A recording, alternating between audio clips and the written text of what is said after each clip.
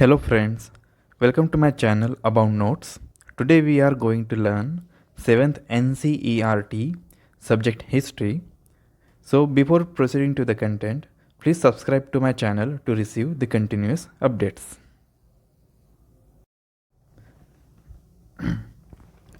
The name of our new chapter is The New Kings and Kingdom. In this chapter, we will talk about few emerging dynasties, their temple architecture, their way of living. Look at the map shown on the screen. This is the map that you have to study and learn, as some map based question can come out of it. It is a very important map to remember. We will talk about few dynasties which you can see in the map. Now see the Gurjara Pratiharas, the Chahamanas, also called as the Chauhanas, Palas, Rashtrakutas, Cholas, Pandyas, etc.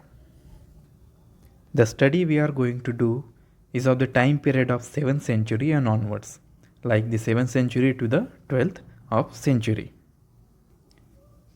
So, moving to the next topic,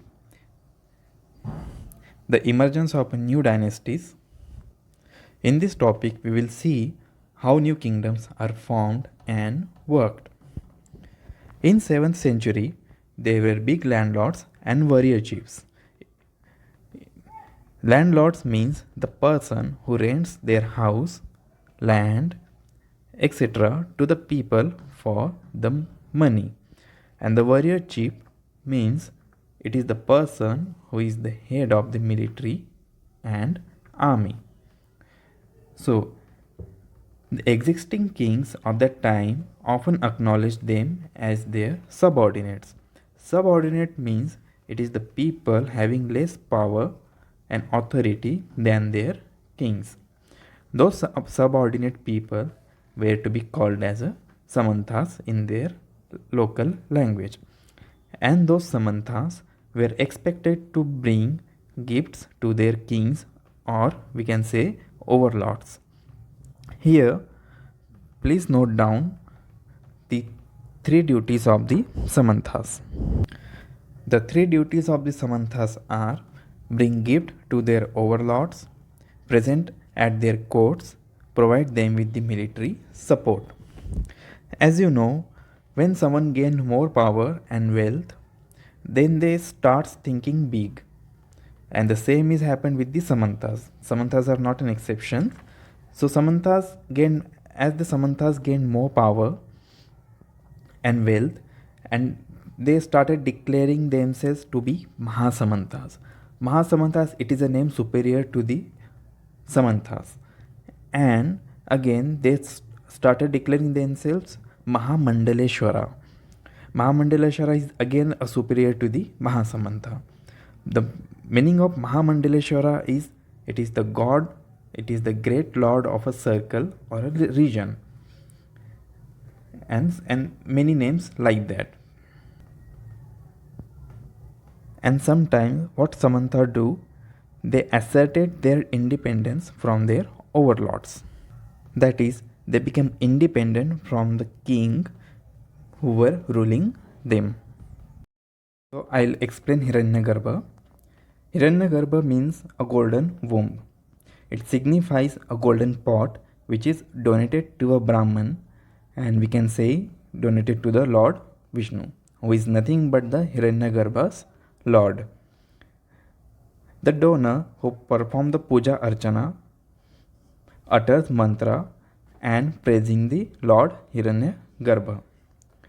Then in our book it is given that Rashtrakuta chief Dantidurga enters into the golden womb while performing the puja,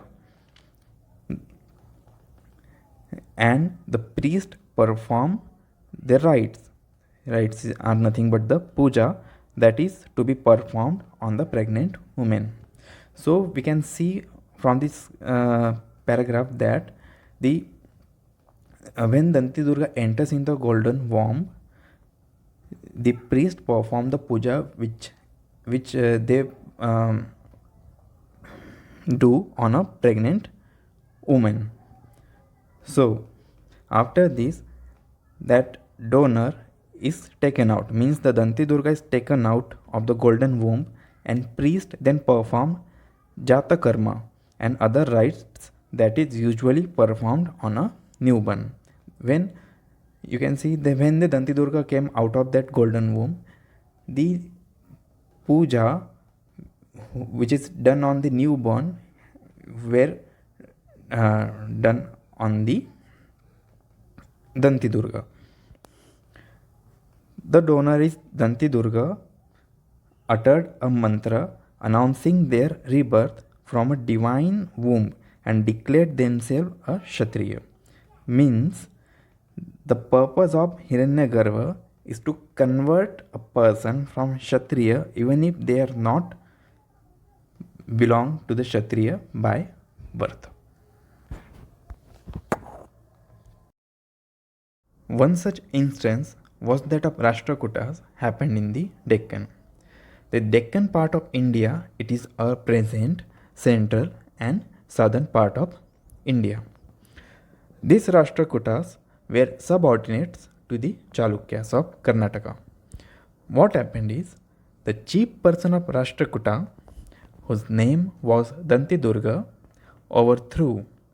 Overthrew means removed the Chalukyas forcibly from their powers to take their place. But in that century, it was important to be a Kshatriya to become a king. And the Danti Durga was not a Kshatriya. So, to become the Kshatriya, Danti Durga performed a ritual called the Hiranyagarbha. The Hiranyagarbha ritual is explained as follows. Hiranyagarbha means a golden womb.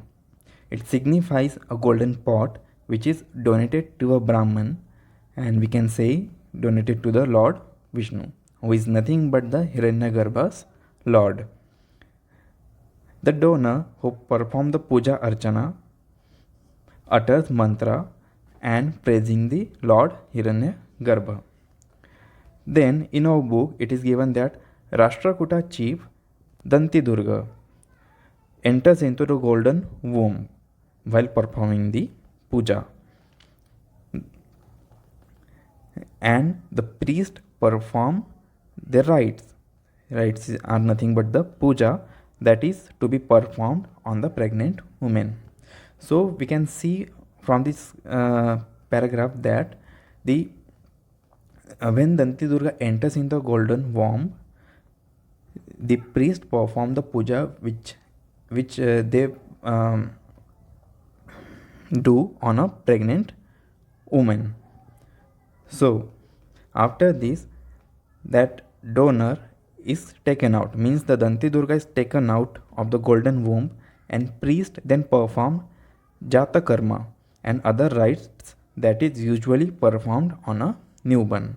When you can see when the Danti Durga came out of that golden womb, the puja which is done on the newborn were done on the Danti Durga. The donor is Danti Durga uttered a mantra announcing their rebirth from a divine womb and declared themselves a Kshatriya.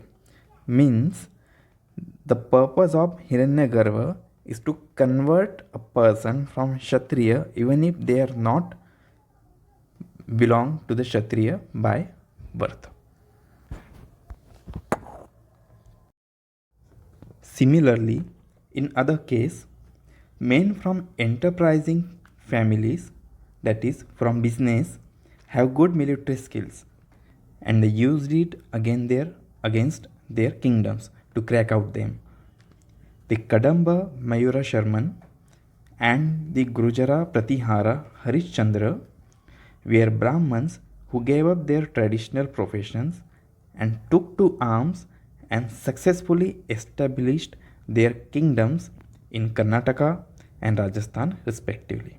So, who established where?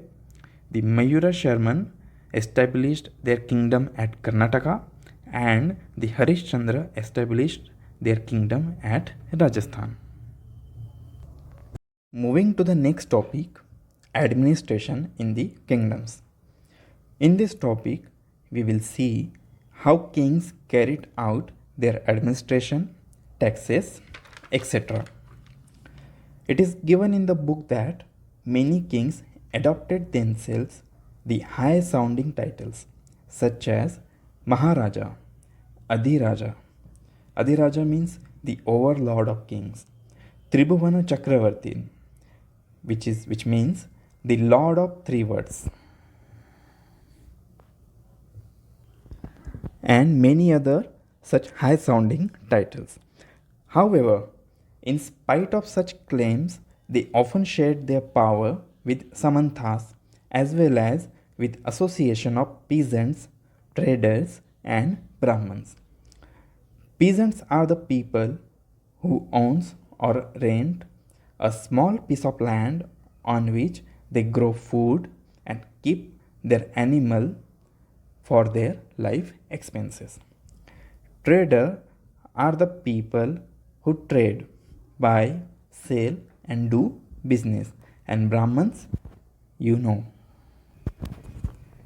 In each of these states, resources were obtained from the producers, that is, peasants, cattle keepers, artisans, who were often persuaded or compelled to surrender a part of what they produced in their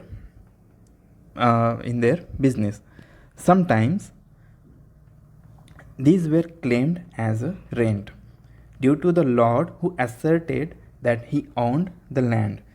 Revenue was collected from the traders.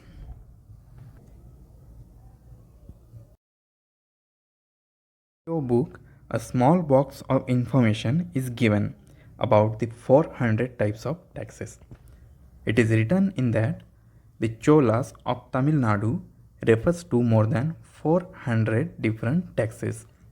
The most common tax is Vetti. Vetti is a kind of tax which is taken in the form of forced labor instead of taking cash. Those labor they used to build temples, palaces, forts, etc. And the another type of taxes is Kadamai, also called as a land revenue.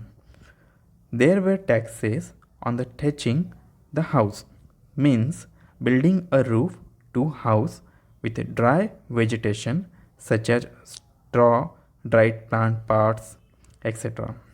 So this means they applied the taxes on providing a roof to the people. They also have a tax on using a ladder to climb on a palm tree. They also have a tax on a succession to a family property. Till now, we have seen the different types of taxes in that period. Now we will see how they use those resources collected from the people, taxes. Those resources are used to finance kings' establishments, constructions of temples and forts, and to fight the wars. The purpose of fighting the war is the acquisition of wealth in the form of plunder and access to the land as well as the trade routes. Plunder means the act of stealing from the people and places, especially during war or fighting. Indirectly, we can say plunder are nothing but the stolen goods. The trade routes, you know, are the roads which are very important to strengthen the trade and the economy of a particular region. Now we will see how they employed the people on duties. The people who collect taxes were recruited from influential families because it is easy to get convinced by an influential person rather than the normal one. And those positions were given hereditary. Hereditary means same as the past. That is, they provide the same position to the same families, different generation. So friends, here it is the end of part 1 of this chapter. Some of the questions given in the books, such as the first one is a map based question, which is you have to identify the state over which the different dynasties from the 7th centuries to 12th century exercised control. You have to identify those dynasties. The another question is that do you think being born as a Kshatriya was important in order to become a ruler during this period? So all these questions you have to answer in a comment box. I will soon post the answers on this on my channel. So keep posting your answers. So I hope you understand today's lessons part 1. In the next video lecture, we will see the second part of the chapter. And soon I will post the worksheets and the textbook question and answers on this channel. So please subscribe and like to my channel. Best of luck.